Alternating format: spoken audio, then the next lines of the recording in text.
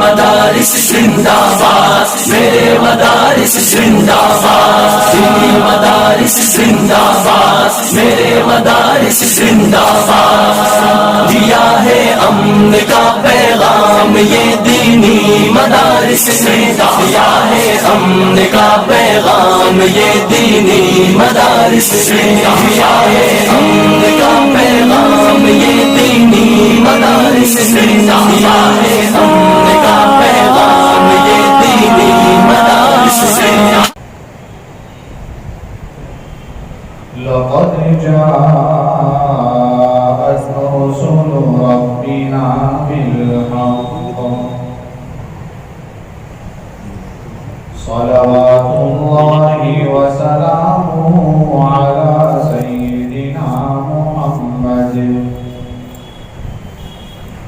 وعلى آله وصحبه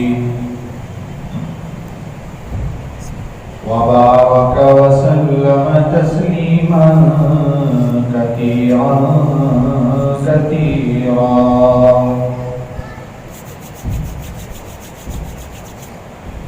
أما بعد فأعوذ بالله من الشيطان الرجيم، بسم الله الرحمن الرحيم۔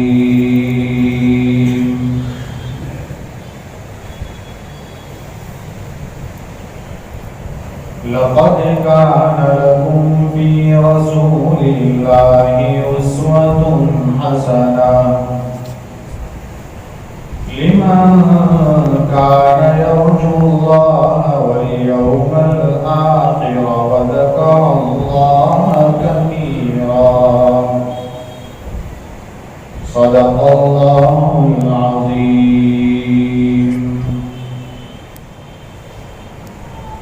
وہ نبیوں میں رحمت لقب پانے والا، مرادیں غریبوں کی برلانے والا، مصیبت میں غیروں کے کام آنے والا، وہ اپنے برائیوں کا غم کھانے والا، فقیروں کا ملجا ضعیفوں کا ماوا، یتیموں کا والی غریبوں کا مولا، اتر کر حرا سے سوئے قوم آیا، اور ایک نسخہ کیمیا ساتھ لایا، وہ بجلی کا کڑکا تھا یا سوندہانی، عرب کی زمین جس نے ساری ہلا دی، نئی ایک لگن سب کے دل میں لگا دی، اور ایک آواز میں سوتی بستی جگا دی، ان اللہ وملائکتہ یصلون علی النبی یا ایھا الذین آمنوا صلوا علیہ وسلموا تسلیما۔ اللہم صل علی سیدنا محمد وعلی آل سیدنا محمد واصحابہ وازواجہ وبارک وسلم۔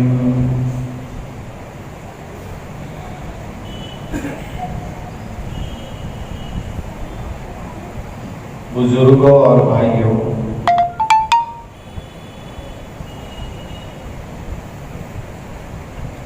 قرآن کریم میں دو لفظ آئے ہیں، ایک ہے اتباع، ایک ہے اطاعت۔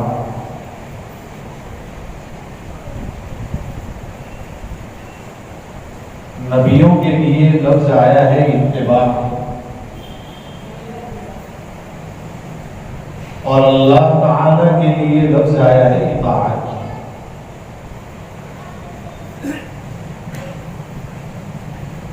یوں فرمایا قرآن کریم میں کہ نبیوں نبیوں کی اتباع کرو.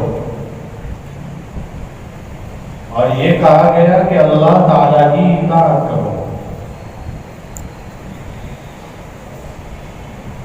کبھی کبھی لفظ اطاعت نبیوں کے لیے بھی آیا ہے،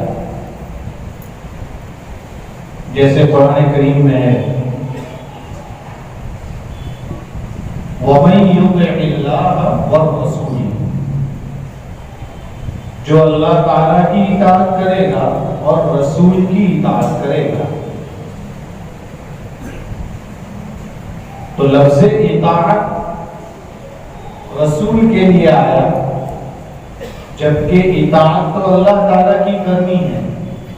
فرمایا نبی کی اطاعت بھی اللہ ہی کی اطاعت ہے، اس لیے کہ نبی جو کچھ بولتا ہے وحی کی روشنی میں بولتا ہے.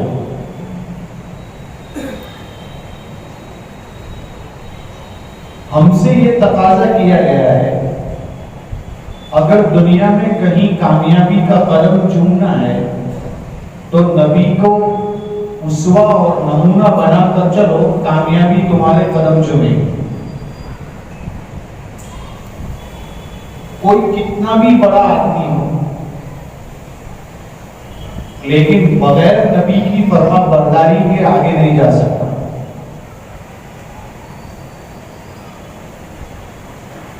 کوئی ہوا میں اڑے، کوئی پانی پر چلے، تب بھی اس کو بغیر نبی کی اطاعت کے بڑا نہیں کہہ سکتے. ہوا میں اڑنا، پانی میں چلنا، یہ ایسی چیز نہیں ہے کہ انسان، آج کا انسان تو ایسا ہے کہ اگر کوئی ایسا آدمی دیکھ لے گا کہ پانی پر چل رہا ہے تو اس کے پیر پکڑ کر چلے گی.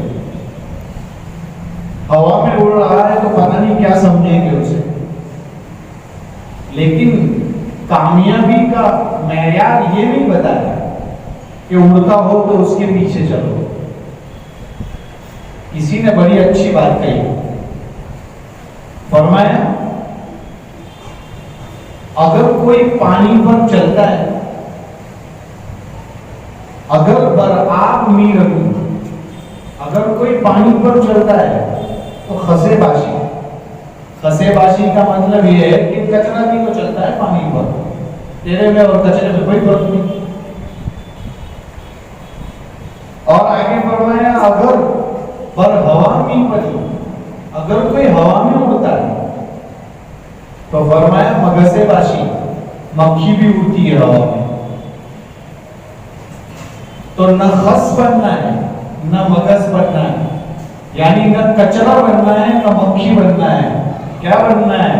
اگر ولی بننا ہے تو کسے باشی، کوئی سچا انسان بن کر جینا پڑے. اور اچھا اور سچا انسان کیسے بنیں گے؟ فرمایا کہ اس کو دنیا میں کسی کو نمونہ بنانا پڑے گا، آئیڈیل بنانا پڑے گا. بغیر آئیڈیل بنائے اس کو یہ کیسے سمجھ میں آئے گا کہ میں صحیح ہوں کہ نہیں؟ اور آئیڈیل کون بن سکتا ہے؟ فرمایا دنیا میں سب سے بڑی ذات اور شخصیت اگر کوئی ہوتی ہے تو وہ اللہ کے رسول ہوا کرتے ہیں. اس لیے فرمایا کہ اللہ کے رسول صلی اللہ علیہ وسلم کے نقش قدم پر چلو تو پھر آپ کا تمام معاملہ اور آپ کے تمام راستے آسان ہوتے چلے جائیں گے. اس لیے آپ صلی اللہ علیہ وسلم نے ایک سیدھی لکیر کھینچی اور ایک تھوڑی ٹیڑھی ویڑھی لکیریں کھینچی، اور پھر فرمایا یہ جو سیدھی کھینچی ہے نا یہی صراط مستقیم ہے. یہ جو ٹیڑھے ویڑھے راستوں پر مت جاؤ، بالکل سیدھے راستے پر جاؤ، اسی کا نام دین اسلام ہے. فرمایا ان ھذا صراطی مستقیما فاتبعوہ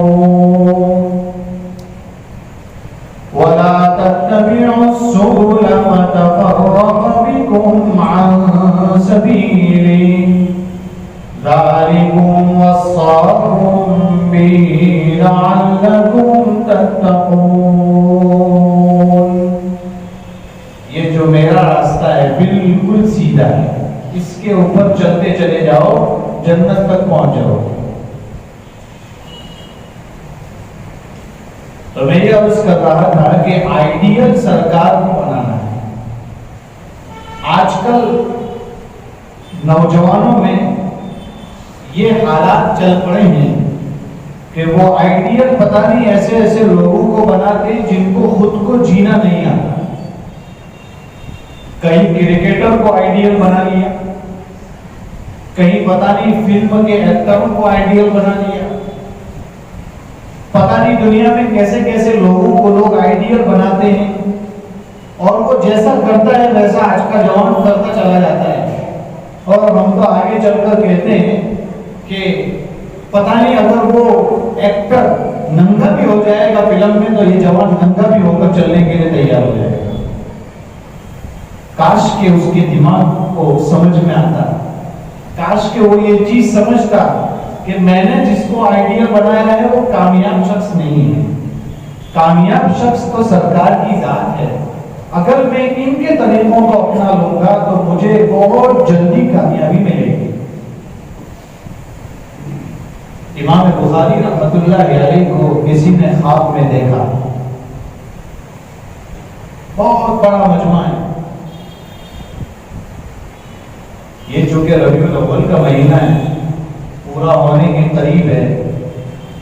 عام طور پر ربیع الاول کے مہینے میں سیرت پر باتیں ہوا کرتی ہیں، جبکہ مومن کی زندگی کا ہر لمحہ ربیع الاول ہونا چاہیے۔ اس سے کوئی لینا دینا نہیں ہے کہ ربیع الاول آئے گا تو ہم سرکار کو یاد کریں گے۔ مومن تو ہر موڑ پر اللہ کے رسول کو یاد کرتا ہے، صرف ربیع الاول سے کیا لینا دینا۔ 12 ربیع الاول آئے گی، جشن منائیں گے، شریعت میں جشن کا کوئی تصور ہی نہیں ہے۔ جشن کیا چیز ہوتی ہے؟ بلکہ جشن کی جگہ اتباع ہونی چاہیے سرکار کی۔ جشن کی جگہ اللہ نے جو نعمتیں دی ہیں اور سرکار کو ہمیں دی ہے وہ سب سے بڑی نعمت ہے، اس کا شکریہ ادا ہونا چاہیے۔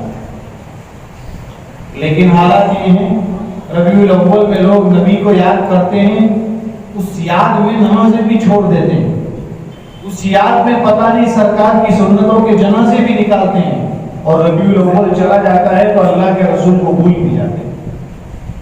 یہ اصل مومن نہیں ہے میرے بھائیوں۔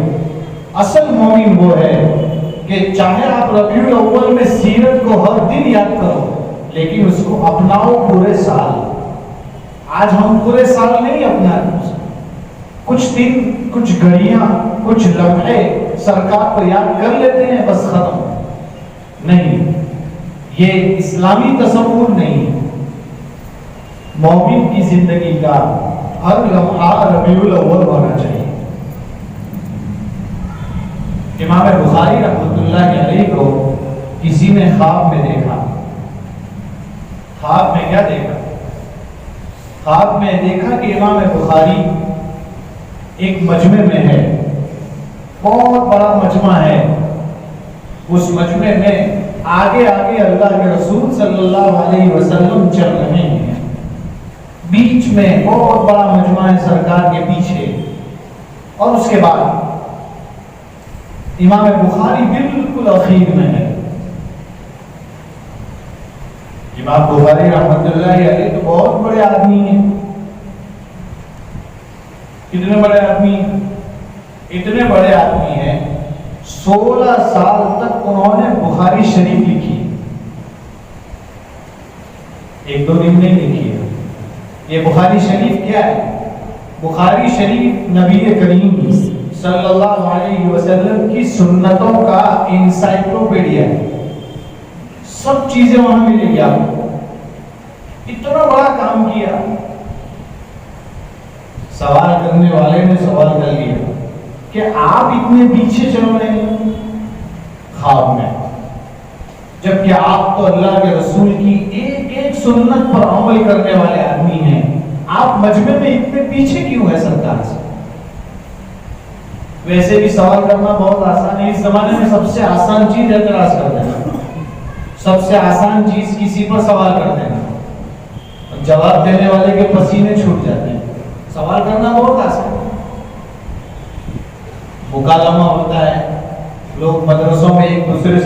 گفتگو کرتے ہیں، مکتب کے مدرسے کے جلسے ہوتے ہیں، اس میں بھی سوالات ہوتے ہیں، اگر آپ نے سنے ہوں، دو بچے مکالمہ کرتے ہیں، ایک کا کام سوال کرنا ہوتا ہے، دوسرے کا کام جواب دینا ہوتا ہے۔ اگر وہ فل اے سی میں بھی جلسہ ہو رہا ہو تو سوال کرنے والے کو کچھ بھی نہیں، وہ 1 منٹ کا سوال کرے گا، لیکن جواب دینے والے کے فل اے سی میں بھی پسینے چھوٹ رہے ہیں۔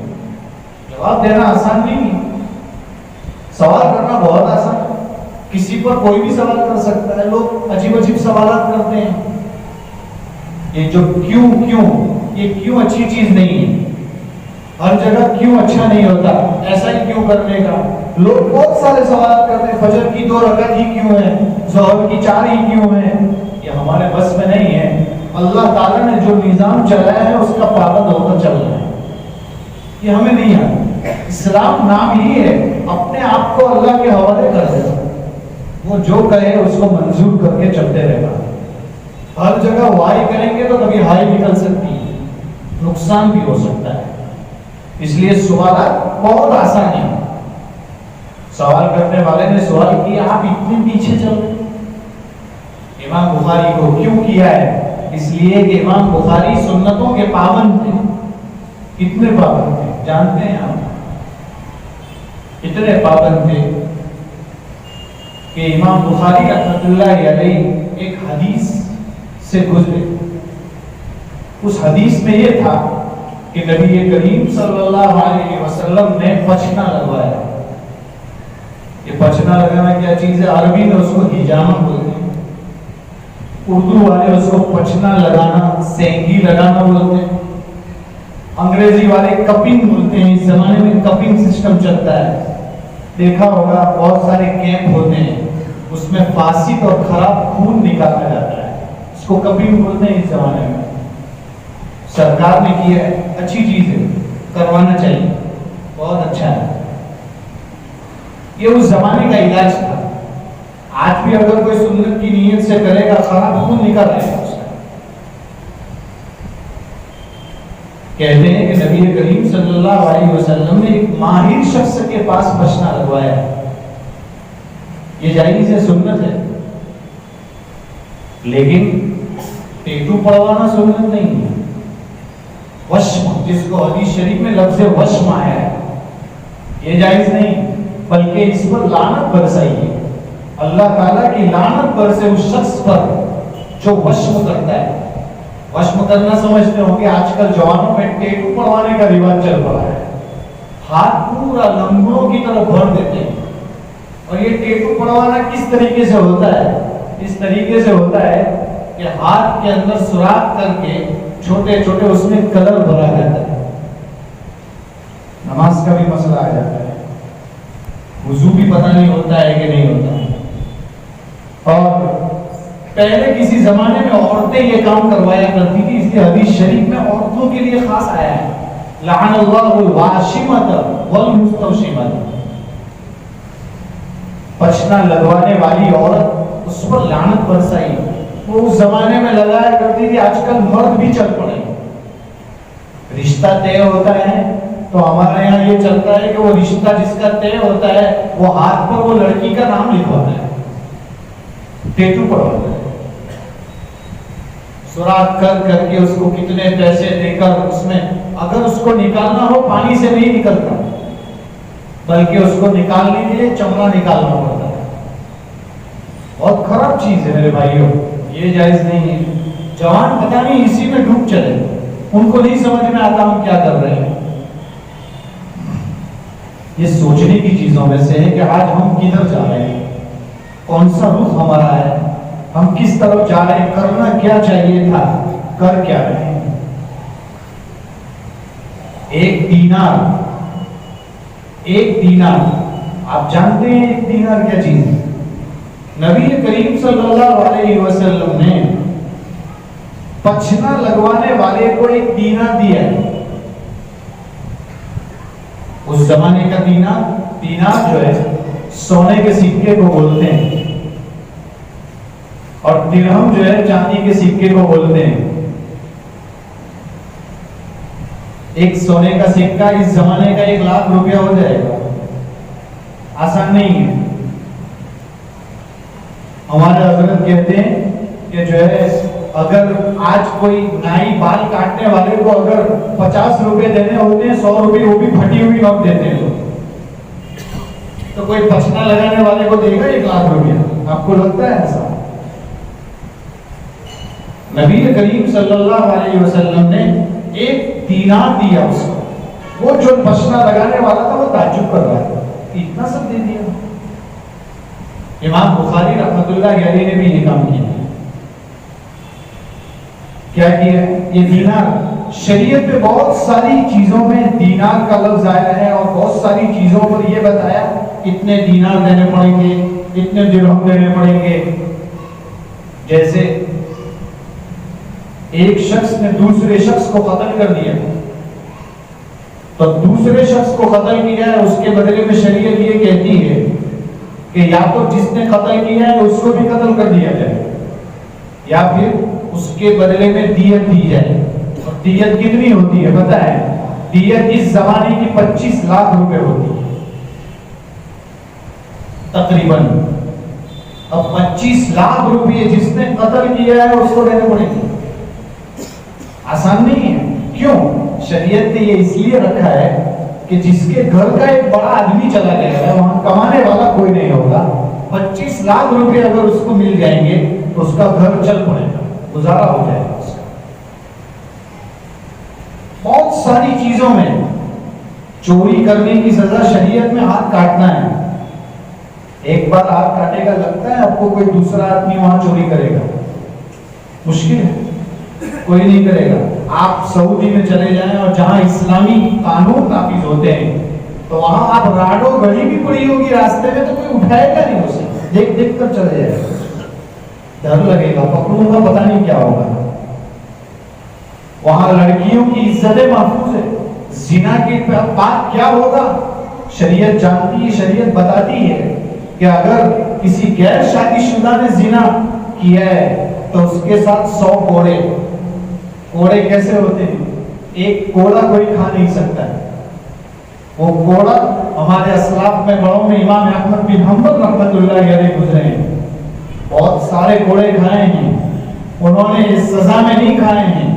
خلق قرآن کا ایک مسئلہ تھا، یہ مسئلہ یہ نہیں ہے، یہ مدرسے کا یہاں کا نہیں ہے، لیکن اس مسئلے پر انہوں نے مار کھائی ہے، ایسے کوڑے لگتے تھے میرے بھائیوں۔ سوچیے ہمارے اسلاف کتنی قربانی دے کر گئے، ہم تو صرف کھا پی رہے، سو رہے ہیں۔ ایک کوڑا جب لگتا تھا اگر وہ کوڑا ہاتھی کو مار دیا جائے تو ہاتھی چیخ پڑے، اتنا زور سے ان کو لگایا جاتا تھا انسان کو، 2 سے 3 کلومیٹر تک اس کی آواز جاتی تھی، اتنا زور سے کوڑا مارا جاتا۔ ایسے کتنے کوڑے کھائے ہیں امام احمد بن حنبل رحمۃ اللہ علیہ نے۔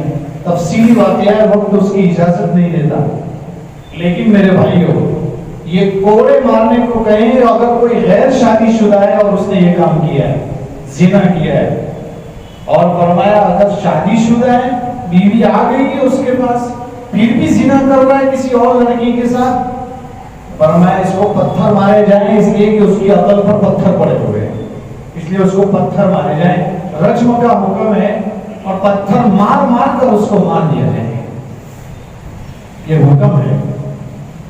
شریعت کی جو سزائیں ہیں اتنی زبردست ہے کہ ایک بار نافذ ہو جائے گی وہاں وہ گناہ جلدی سے نہیں ہوتا ہے، اس لیے جہاں اسلامی قانون ہے وہاں اس کے گراف کم ملیں گے، آپ کو ریشو کم ملیں گے۔ تو میرے بھائیوں میں یہ عرض کر رہا تھا کہ نبی کریم صلی اللہ علیہ وسلم کی اتباع میں امام بخاری تو بہت آگے ہیں، بہت آگے۔ کیسی اتباع کی ہے؟ ان سے سوال کیا جا رہا تھا کہ آپ اتنے پیچھے کیوں ہیں، اتنے پیچھے آپ کیوں چل رہے ہیں؟ تو کیا فرمایا امام بخاری رحمۃ اللہ علیہ نے؟ بڑا عجیب جواب دیا۔ فرمایا امام بخاری رحمۃ اللہ علیہ نے کہ لوگ آگے آگے سرکار کے پیچھے چل رہے تھے، لیکن میں سرکار کے قدم کو تلاش کر رہا تھا کہ جہاں جہاں سرکار کے قدم پڑ رہے ہیں اس کے اوپر میرا قدم پڑ جائے، اس لیے میں پیچھے چل رہا تھا۔ یہ ایک بڑے شخص کی بات ہوتی ہے، اور ایک بڑا شخص کیا ہوتا ہے اس کا جواب آپ دیکھیے۔ اور میں یہ کہہ بھی رہا تھا آپ کو کہ امام بخاری رحمۃ اللہ علیہ نے بھی پچنا لگوایا، سرکار نے جہاں اس کو 1 دینار دیا تھا، امام بخاری نے بھی اس کو 1 دینار دیا۔ 1 دینار کیوں دیا؟ اس لیے دیا کہ نبی کریم صلی اللہ علیہ وسلم نے بھی دیا تھا۔ میرے بھائیوں، یہ وہ سنتیں ہیں جس پر عمل کرنا ضروری نہیں ہے، نہیں کریں گے تب بھی چل جائے گا۔ یہ سنن زوائد ہے، تب بھی لوگ عمل کرتے ہیں۔ یہ لوگ آپ سمجھ سکتے ہیں کہ سنن زوائد پر عمل کرنے کا یہ حال ہے، تو جہاں سرکار نے یہ کہا ہے یہ کرو، اس پر عمل کرنے کا انتہا کیا ہوگا؟ آپ غور کر سکتے ہیں۔ آج کل میرے بھائیوں جو کمی ہے وہ کمی یہی ہے کہ ہم لوگ ہر چیز کرتے ہیں لیکن سرکار کی اتباع نہیں کرتے، سرکار کے فرامین پر عمل نہیں کرتے۔ ہم صرف چند مہینے، چند دن سرکار کی سنتوں کو یاد کر لیتے ہیں، سرکار کے طریقوں کو اپنا لیتے ہیں، چند دن کچھ دیکھ لیتے ہیں، کبھی جوش ہوتا ہے تو درود شریف پڑھ لیتے ہیں، اور اس کے بعد پھر کچھ بھی نہیں ہوتا۔ یہ اصل مومن نہیں ہے۔ مومن کے دل میں اللہ کے رسول کی محبت ہمیشہ بھڑکنی چاہیے، ہر وقت بھڑکنی چاہیے۔ اور محبت صرف اس کا نام نہیں ہے کہ مجھے اللہ کے رسول سے محبت ہے، بلکہ محبت اس کا نام ہے کہ آپ کی پوری زندگی سرکار کے طریقوں کے مطابق ہو جائے، اسی کا نام محبت ہے۔ آج انسان اسی کی وجہ سے پیچھے ہے۔ میں نے قرآن کریم کی ایک آیت آپ کے سامنے پڑھی تھی، اس میں بھی یہ کہا ہے کہ اگر آپ کو اللہ تعالیٰ سے محبت کرنی ہے یا دعویٰ کرتے ہو تو سرکار کی اتباع کرو۔ فرمایا قُلْ إِن كُنتُمْ تُحِبُّونَ اللَّهَ فَاتَّبِعُونِي يُحْبِبْكُمُ اللَّهُ وَيَغْفِرْ لَكُمْ ذُنُوبَكُمْ وَاللَّهُ غَفُورٌ رَحِيمٌ۔ کیا فرمایا؟ اگر تم اللہ تعالیٰ سے محبت کرتے ہو تو فرمایا میری اتباع کرو۔ کیا فائدہ ہوگا اس کا؟ فرمایا اللہ تعالیٰ تم سے محبت کرے گا، وَيَغْفِرْ لَكُمْ ذُنُوبَكُمْ، اور تمہارے گناہوں کو معاف کرے گا، وَاللَّهُ غَفُورٌ رَحِيمٌ، اور اللہ تعالیٰ مغفرت کرنے والے ہیں، رحم کرنے والے ہیں۔ میرے بھائیوں، آج کل یہ چیزیں آپ کے سامنے اس لیے بیان کی جاتی ہے کہ جو ہے آج نبی کریم صلی اللہ علیہ وسلم پر نعوذ باللہ ادھر سے ادھر سے کیچڑ اچھالا جا رہا ہے۔ ہمارا کام کیا ہے؟ شیخ یونس جونپوری رحمت اللہ علیہ سے کسی نے پوچھا، آج سے 14 سال پہلے ایک واقعہ پیش آیا تھا جس کو ڈینمارک کا واقعہ کہتے ہیں۔ وہاں پر اس ملعون نے نبی کریم صلی اللہ علیہ وسلم کی شان میں گستاخی کی تھی۔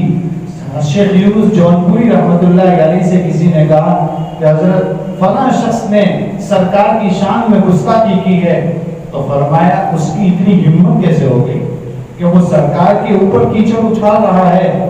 پھر فرمایا ایسا لگتا ہے کہ ہم نے سرکار کے طریقوں کو چھوڑ دیا ہے جس کی وجہ سے غیروں کی اتنی ہمت ہو گئی۔ تو میرے بھائیوں، آج کل کچھ ایسا ہی ہے، دنیا میں جو حالات ہیں وہ ہمارے جذبات کو ابھارنے کے لیے کیا جا رہا ہے، اور ہم ہیں کہ سرکار کے طریقوں سے دور ہوتے جا رہے ہیں۔ میرے محبوب کی زندگی تو ایسی ہے جیسے آپ دیکھتے ہیں، چاند کو کوئی گالی دے گا تو چاند کو کیا فرق پڑے گا، سورج کو کوئی گالی دے گا تو سورج کو کیا فرق پڑنے والا ہے، بلکہ چاند اور سورج کے اوپر کوئی تھوکے گا وہ تھوک اسی کے منہ پر واپس لوٹے گا۔ ہیرے کو کوئی گالی دے دے تو ہیرا ہی ہے۔ سرکار کی زندگی پورا کا پورا ہیرا ہے، سرکار ہیرے سے بھی بڑھ کر ہیں، سرکار چاند اور سورج سے بھی بڑھ کر ہیں، ان کی شان میں کوئی کمی نہیں آئے گی۔ لیکن ہم ایک مومن ہیں، ہم سرکار کی امتی ہونے کا دعویٰ کرتے ہیں، کیا ہمارے پاس کہیں سرکار کے وہ طریقے چھوٹ تو نہیں گئے؟ ہم نے سرکار کے طریقوں کو چھوڑ تو نہیں دیا جس کی وجہ سے غیر اتنی ہمت کر رہے ہیں؟ ہمیں چاہیے کہ صرف ربیع الاول میں سرکار کو یاد نہ کریں بلکہ پورا سال سرکار کے طریقوں کو اپنائیں، پورا سال نبی کریم صلی اللہ علیہ وسلم کی سنتوں کو لے کر چلیں، تو انشاءاللہ کسی کی ہمت نہیں ہے. یہ لوگ ہمارے جذبات کو الگ الگ طریقے سے ابھارتے ہیں. کبھی برقعے کو لے آتے ہیں, کبھی سرکار کی زندگی کو لے آتے ہیں, کبھی ہمارے اسلاف میں سے کسی کا کیچڑ اچھالتے ہیں. وہ کچھ بھی کر سکتے ہیں, ان کا کام ہے. وہ لوگ جانتے ہیں کہ ان لوگوں کو اپنے نبی سے بہت زیادہ محبت ہوتی ہے, تو ان کے نبی ہی پر نعوذ باللہ کیچڑ اچھالا جائے تاکہ ان کے جذبات کو مجروح کیا جائے. ہم آپے سے باہر ہونے کے مقابلے میں ہم سرکار کے طریقوں کو ان کے سامنے پیش کریں اور بتائیں آپ کچھ بھی کہہ دو ہمارے نبی کو, لیکن ہم سرکار ہی کے طریقوں پر عمل کریں. یہ ہمارا کام ہے. بس یہی پیغام ہے ہمارا, اور میں آپ کے سامنے یہی پیش کروں گا کہ آج سرکار کی زندگی کو اپنے اندر پورا کا پورا اپنائیں, غیر کا منہ خود بخود بند ہو جائے گا. بس یہ ہمارا کام ہے. انہی گزارشات پر اپنی بات کو ختم کرتا ہوں. اللہ تعالی ہمارے دلوں میں سرکار کی محبت جاگزین فرمائیں, سرکار کے طریقوں پر ہمیں عمل کرنے کی توفیق عطا فرمائیں. آمین. وآخر دعوانا ان الحمد للہ رب العالمین.